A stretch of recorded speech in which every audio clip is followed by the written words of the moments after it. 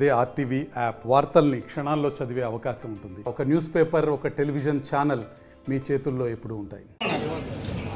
పెద్దలందరూ మాట్లాడారు చాలా విషయాలు. ఎన్నికలు ముఖ్యంగా ఈ కార్యక్రమం రేపు సీఎం రమేష్ గారిది స్వాగత కార్యక్రమానికి ఎలా ప్రణాళిక అన్న దాని మీద అనౌన్స్ చేయడం జరిగింది. మన పార్లమెంట్కి, అనకాపల్లి పార్లమెంట్కి సీఎం రమేష్ గారు రేపు ఇక్కడ పోటీ చేస్తున్న సంగతి కూడా ప్రజలందరికీ చెప్పడం కోసం, మరి రేపు చేయబోయే కార్యక్రమాలను నిర్ణయం చేసుకోవడం కోసం ఇక్కడ మొట్టమొదటి సమావేశం ఏర్పాటు చేసుకోవడం జరిగింది. మరి ఈ సమావేశంలో నేను మీ ద్వారా మనం చేసేది ఏంటంటే, ప్రజలందరికీ కూడా ఈరోజు ఈ పొత్తులు ఎందుకు పెట్టుకున్నామంటే అది చాలా ముఖ్యమైన విషయం. రాష్ట్ర భవిష్యత్తు కోసం పెట్టుకోవడం జరిగింది. రాష్ట్ర భవిష్యత్తు ఏ విధంగా ఉందో మనందరికీ తెలుసు.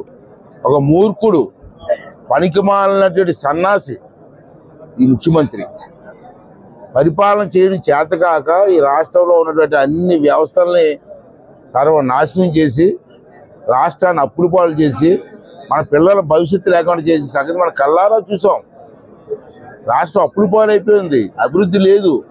అంచేది ఆ రాష్ట్రాన్ని కాపాడడం కోసం, మన పిల్లల భవిష్యత్తుని కాపాడడం కోసం మరి పొత్తులు అనేది పెట్టుకున్న సంగతి తెలుసు. అలాగే బీజేపీ కూడా రేపు కేంద్రంలో మోడీ గారి ప్రభుత్వం వస్తున్న సూచనలు మనకు క్లియర్గా కనబడుతున్నాయి.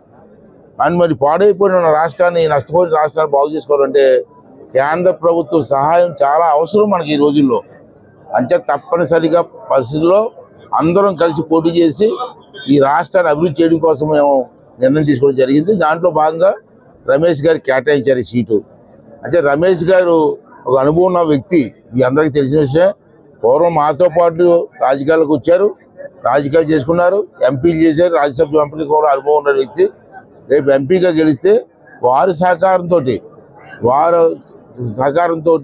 మోడీ గారి సహకారంతో, రాష్ట్ర ప్రజల సహకారంతో రాష్ట్రానికి పూర్వ వైభవం తీసుకురావడం కోసం మేము ప్రయత్నం చేస్తున్నాం.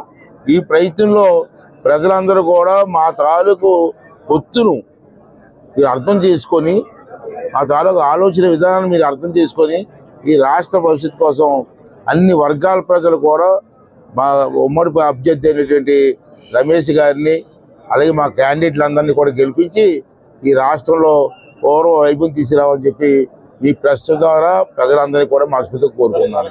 కోడ్ అమల్లో ఉందంటే అతను ముఖ్యమంత్రి తర్వాత ఎన్ని దాడులు చేసేది చూసాం.